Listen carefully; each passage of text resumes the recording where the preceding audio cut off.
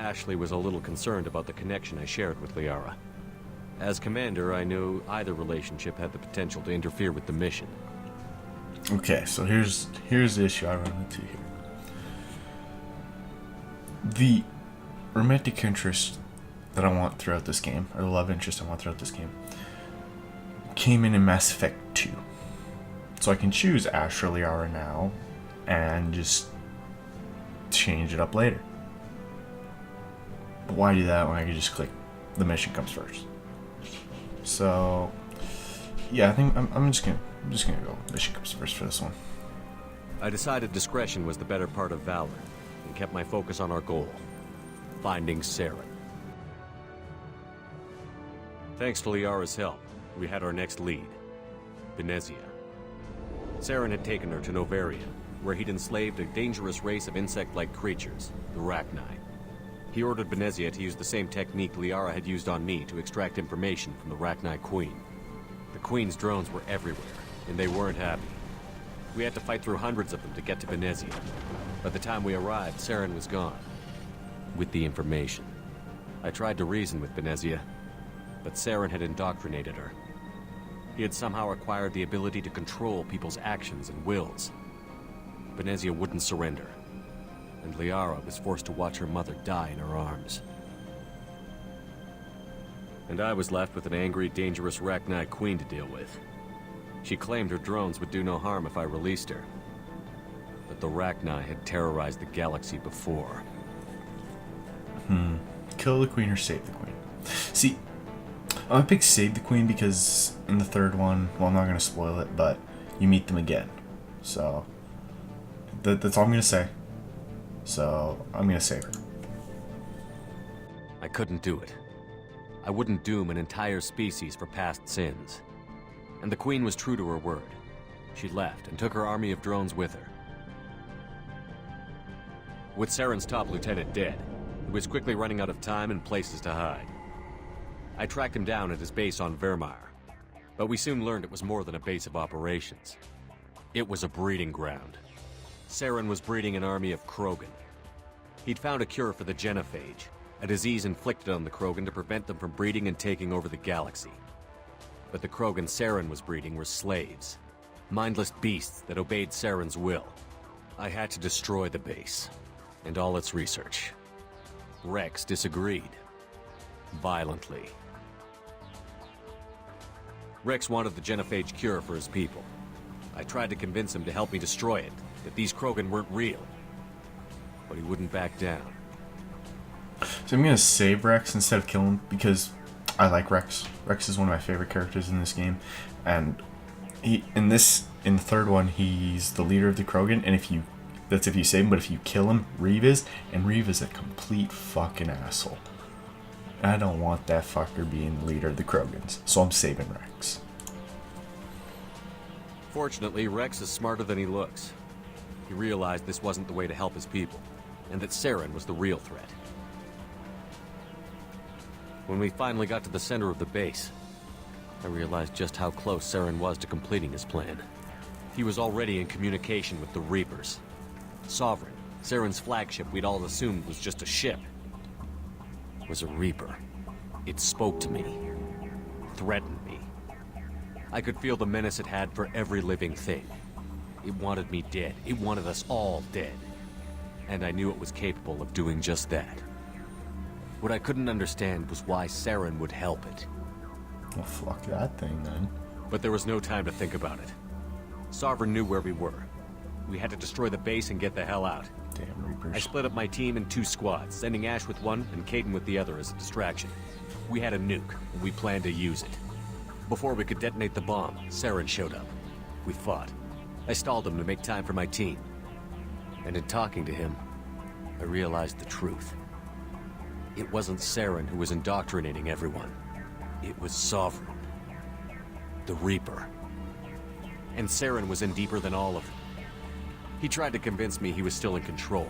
Said he found a way to reduce the Reaper's influence, but he was kidding himself. Or believing the lies Sovereign was telling him.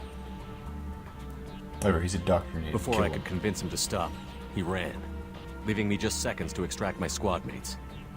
I tried. but I wasn't fast enough. I could only save one of them. Okay, so here's the dilemma I'm at here. On the multiple times I've played Mass Effect 3, not once have I done it where I've saved Kaidan. But Ashley's abilities works better because she's a weapon specialist, while Kaidan is a biotic. So hers works for, because when the enemies have armor and barriers and everything, you can use her abilities more than you can use Kaidan's, because some of his don't have effects on like armors. So I'm gonna save Ashley. Kaidan was a good man and a great soldier, but I had to choose, and I chose Ash. That was the last time Saren would slip away from me. I knew then, the next time we met, one of us would die. With my team mostly intact, we chased Saren and his army to Ilos, a long-lost planet that had once belonged to the Protheans. As we prepared for what we knew would be a desperate fight, I spoke to my crew. We were just one ship, against Saren's growing army. I assured them all that despite the odds, we could defeat him. I'd never tell anyone, but I had my doubts. Leaving Kaidan behind had hardened my resolve, but revealed a soft spot in my defenses. How many more friends and allies would I be willing to sacrifice in order to stop Saren? We arrived on Ilos, close behind Saren. Once on the planet, we discovered a Prothean databank that helped me put the final pieces of my vision together. The Reapers had come 50,000 years ago, and every 50,000 years before that, each time purging the galaxy of life. The Protheans had fought and died, like every species before them.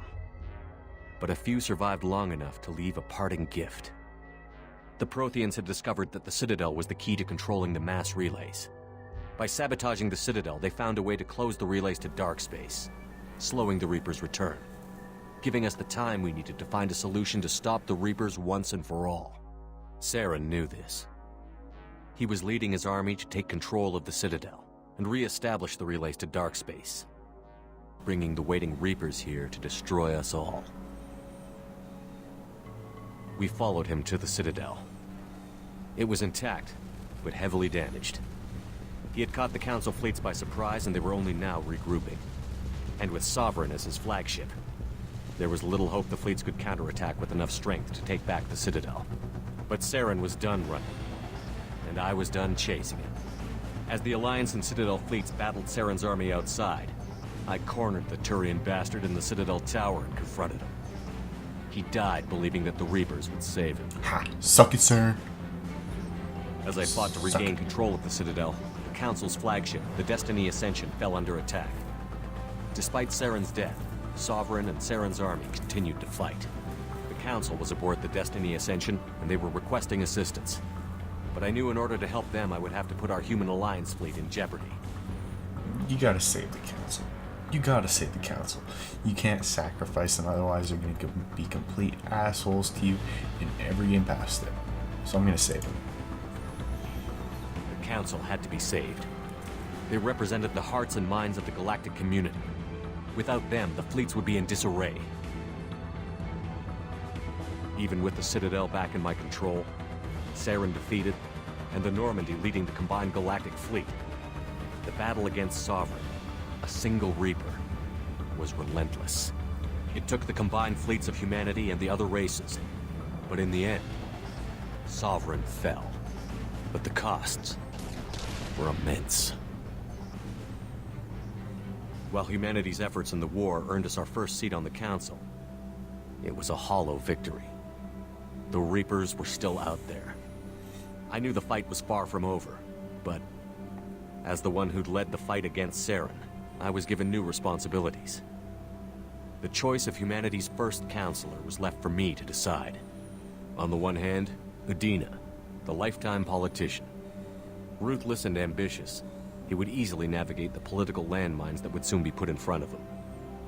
The other choice, Captain Anderson, the career soldier. Tough but fair, but a friend, and someone I could trust. Both great leaders in their own right. And I'm going to choose Anderson, because I hate Udina. And for anyone who's played this game, no spoilers, but you know why I hate Udina. This dude is an asshole. So I'm gonna pick Anderson. Anderson didn't want the job, which was a sure sign he'd be perfect for it. No ambition to get in the way. The war was over. The threat had passed. In time, the Council would rebuild itself.